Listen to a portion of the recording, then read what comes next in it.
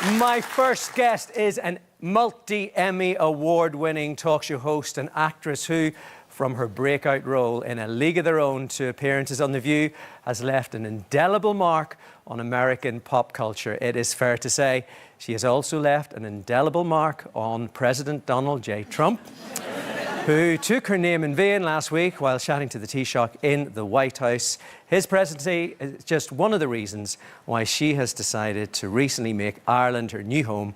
We are delighted that she's here tonight on The Late Late Show. Would you please give it up for Rosie O'Donnell?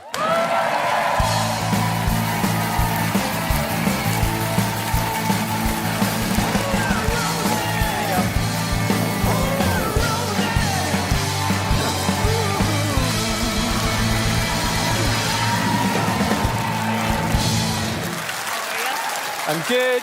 Welcome to the show. Welcome to Ireland. Thank you. When did you arrive? January 15th, I'm happy to say. Okay. Settling in okay? Settling in great. The people have been unbelievably kind and loving and supportive and so different than Americans when they recognize you. You know, I was shopping in a beautiful store and I was looking for something and the woman helped me for like 2 hours and finally on the way out she says, "By the way, I'm a huge fan." I was like, it's so polite, it's so sweet, and it's so non-invasive. It's beautiful. It's kind of illegal to be famous here. That's how it works. That's actually a good rule. They should take that up in America. So with a name like O'Donnell, we know there are strong Irish roots. Yes. Any family still here? Yes, I have cousins up in Belfast, and I was up visiting them, and not far from where you grew up, actually. Dundrum, yeah. Yes, and they're doing great, and they've been so helpful to me. And we came over here after my mom died in '73, and we stayed with these cousins for a while and then stayed in touch all through the years. And they've been so helpful and so loving, and they're watching right now. So Paula and Margaret, thank you so much, loves. There we go. They're wonderful, wonderful women. I love that you also got the train up as well. Yes. And you ended up doing a few selfies on the train up to Belfast. I did. It was so fun. I was sitting in the car where there were 6 women going to a 40th birthday party. And I was sitting there and I'm listening to them, and they must have known each other their whole lives because they were like cracking up and having a bunch of pints. And finally they're trying to get a selfie at the end of the 3-hour train ride. And I said, "Would you like me to do that for you?" And I do it, and I take the picture for them, and then they go, "Thank you." I go, "You're welcome." They go, "I told you, Lisa, it's frickin' Rosie O'Donnell." And I was like, "Well, how are you? Nice to meet you." And they were so loving and so kind that's what's been the biggest thing in Ireland is the sweetness of the people, I have to say. You're not here as a visitor. You're here for the long haul. You're applying for citizenship. Mm-hmm. What made you up sticks from the States and join us? Well, there's the President of the United States that has it out for me and has for 20 years when I told the truth about him on a program called The View, where it was my job to talk about pop culture, politics, and I mentioned his bankruptcies, and I mentioned all of the sexual assault charges, and I mentioned that he was not, in fact, the businessman that everyone thinks he is because of the show The Apprentice, where they sold a bunch of lies to America for over 10 years, and half of America believed it.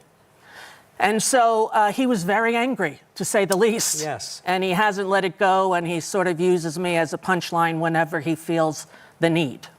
Well, you say he uses you as a punchline. He was meeting the Taoiseach, yes. Micheál Martin, in the Oval Office last week. You're over here kind of minding your own business. Yes. And this happens. Ireland is known for very happy, fun-loving people, great attitude, many in this room right now that I've met. Why in the world would you let Rosie O'Donnell move to Ireland? I think she's going to lower your happiness level. It's true. Thank you. I like that question. Do you know you have Rosie O'Donnell? Do you know who she is? Do you know who she is? Yeah. I'm joking. You're better off not knowing. President Trump. Yeah, there it is. There he is in all his glory. How does it feel watching that? Very, very surreal, I have to tell you. He's been doing it for 2 decades, and I'm still not used to it every time he does. But, you know, I felt very troubled that they put the Taoiseach in that position and didn't treat him with the respect that a leader of that kind deserves when they're visiting the White House. And I wrote the Taoiseach with a little note apology to his email and got a note back that they had received it and thanked me. But I just wanted him to know the history and what happened and why he seems to be out to get me in ways that are startling to most. You stuck out the last Trump presidency. Mm-hmm. What's different about this one for you that made you realize you're out? Well, right away was the problem with Project 2025, which the Heritage Foundation put out, and it detailed what they wanted to do. And I felt that anyone who read that would not be able to sleep as an American. What type of stuff was in that? Well, gutting all of the social programs, as he has been doing. Just the other day, he disbanded the Department of Education. And I have a child who has autism, and that child will be denied services, and many, many autistic children, because the funding for these programs for special needs children comes from the federal government as well as the states. And it's going to be disastrous for children on the spectrum. And that was terrifying. But the biggest reason that it was different than the first time he was in office is because of the Supreme Court giving him ultimate power, the powers of a king or a monarch. And that's not what the United States is all about. And it's a terrifying prospect. And in fact, what has happened since he's taken office has been terrifying, I think, for the world and definitely for the United States of America. You know, a lot of people did vote for him. Yes. Do you accept their right to do that and their opinion of him? Well, I respect their right to do that. I question why the first time in American history a president has won every swing state and is also best friends, and his largest donor was a man who owns and runs the internet. So I would hope that that would be investigated and that we would see whether or not it was an anomaly or something else that happened on election night in America when Kamala Harris was filling up stadiums with people who supported her, and Donald Trump was not able to do that. So it's curious to me. And as an American and a believer in democracy, I would hope that we would be able to look at all of the reasons why this happened in our country. How do you think America has changed in the months since he's been elected? Well, if you talk to any Americans, they're all in shock, or at least the ones that I know. I will have to say I don't really have many people in my life that support him. I don't really understand how people could support a convicted felon and a man who has had so many charges against him and has the moral compass of a teenage boy. And it's heartbreaking, I think, to most of the people in America, and they're slowly waking. They're slowly waking to realize the cuts that he's making are not only going to affect the left-wing liberals that are woke, that they are afraid of and despise. When, as Jane Fonda said recently, being woke means you care about other people. And that's really all that it means. Conor McGregor ended up in the Oval Office this week. What do you think that says about the state of US politics? It's very depressing. And it seems very strange to me that the President of the United States has so many friends who are sexual abusers. Why do you think...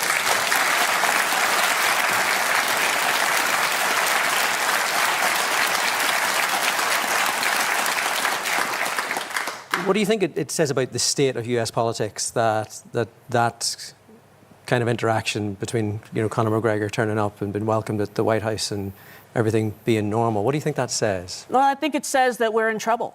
It says that we're in trouble. Basically, the foundation of our country is a melting pot of people, all created equal, and that they are to pursue life, liberty, and the pursuit of happiness. That's what we're promised as Americans. And to think that cruelty and lack of empathy is a value that is sprouted from the highest office in our country is overwhelmingly sad to me personally, and it felt like way too much to take for me as well, emotionally. It has taken a toll on you. Oh my gosh, it has. I feel on the verge of crying when I was there, when he got elected. I luckily had a plan with my therapist. Hope she's watching. Hi, Ann. And I said to her, should he be elected, which none of us thought was going to happen, I need a plan. And the plan was always and only Ireland. My grandparents are from here, and I grew up, I, like Conan, who I saw on your show the other time, I'm 100% Irish on my 23andMe. So there was no option. It's not like people said, why didn't you go to Italy or France? I'm like, because I'm Irish. So I went to Ireland. And I have to tell you that it's really felt like home since I've been here. Is there any part of you that maybe feels you should be back there and fighting against some of the stuff that you do disagree with? Yes, a large part of me does that, and that's really what I've done my whole career. I've stood up for civil rights and gay rights and women's rights my whole life, and so it's in me to stand up and protest and fight. But I have an autistic child, and that autistic child should not have to live in a place where our safety is compromised and where they have to worry about strangers coming up to us in stores and commenting on my opinion of Trump, or, you know, his followers are sometimes as uncouth as he. And it's not fair to my daughter, and I wanted to make sure that they would be calm, and I would be calm enough to be their parents, because that's what my child needs, is mom in control and calm and not absolutely overwhelmed by the state of the world. But I will tell you, national and international crises have always had an effect on me since I was a child watching TV and the Vietnam War was broadcast live. And I would cry, and my father would send me to my room and say, you're not allowed to watch TV anymore. You're not allowed to watch the news. You don't know these people. And, you know, I would love to say that I can make it stop, but I can't. I feel very strongly about human rights and equality and dignity and decency. You're in the process of moving here. As you say, one of the big reasons, the big drivers for that is your daughter, Clay. How are they settling in here? They're loving it here. They are so happy about the pubs. In America, we don't have this great pub culture that you have here in communities. Like, you know, we have, like, the closest thing to an Irish pub is Chili's, which is kind of like McDonald's one level up. But we don't have the culture of pubs here. So when we first got here, we're staying now in Hout. Is that how I say it? Hout? Hout. Yeah. Yeah, I was calling people in America going, I'm in my house in house. But that's not how you say it. So, but we're down there at Connolly's Pub, and she loves the food there, and she loves to go there with our service dog. We have an autism service dog, and she was on the phone with my 22-year-old daughter, who's just about to graduate from college, and she's like, you're not going to believe it here, Viv. You're not going to believe it. There's pubs. You can go to the pub, you could sit in the pub, you can have a ginger ale, you can get buffalo wings. Like, this is the highlight of her experience so far here. But she did tell me at dinner about 2 weeks ago, Mommy, I like it here better. You can just be a normal person. And I said, isn't that great, you know?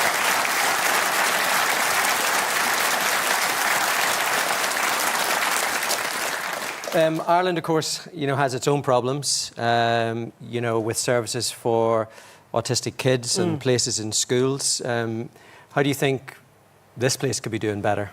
Well, I've been lucky enough to meet Adam from As I Am, whose brother was the Taoiseach, and he is an autistic man who's exceptionally accomplished and articulate and wise. And we have been talking about the walk that's coming up on April 5th, and I'll be attending that and participating in the festivities. Hello, talk much? Yes, for a living. And I want to encourage people to go on the As I Am website and donate if you can, because there's a lot of funding in Ireland, which is different than in the United States. The government has a lot of funds to implement these plans. And now that people are more aware of autism than they used to be, there's still acceptance and implementation of programs so that many of the Irish families don't have to wait for a placement of autism in a school or in a public school where they have autism classes, and they pull your kid out for certain things and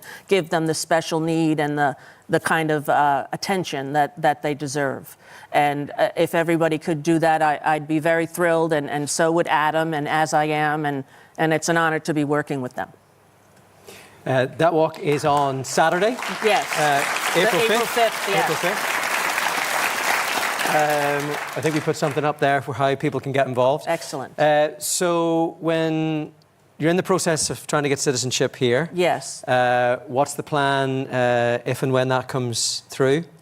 Well, I'm pretty sure that we're good, because my brother, Daniel O'Donnell, actually, no relation. I have a brother, Daniel, and he was a state assemblyman, and he has a passport. I just never got mine because I never imagined moving from the United States. I'm not a big traveler.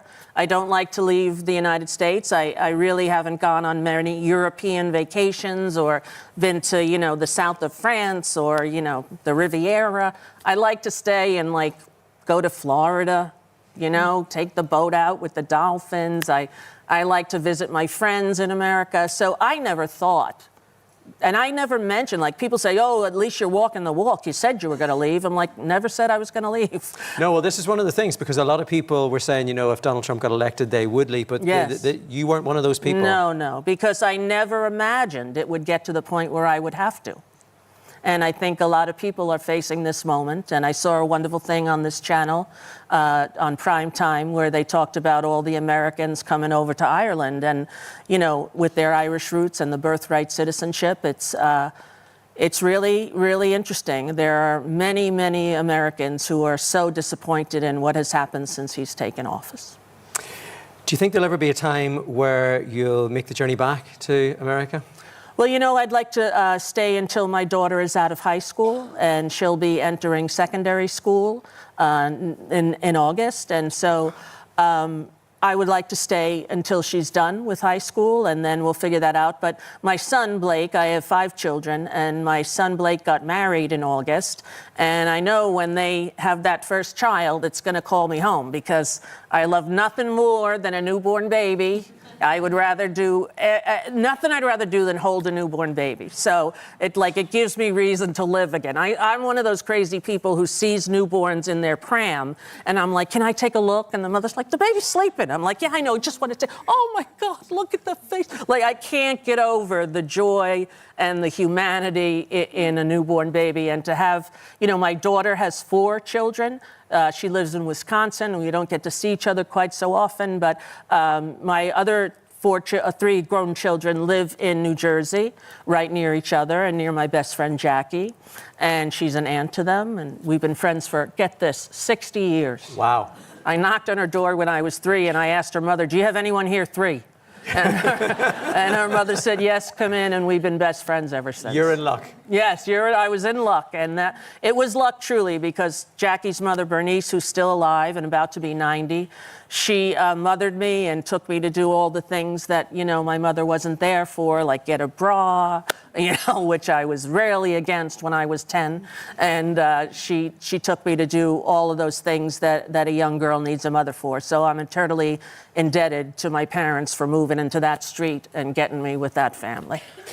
Things happen for a reason, Rosie. I agree. Thank you so much. My pleasure. For joining us tonight. Thank you for having me. Give it up one more time for Rosie O'Donnell.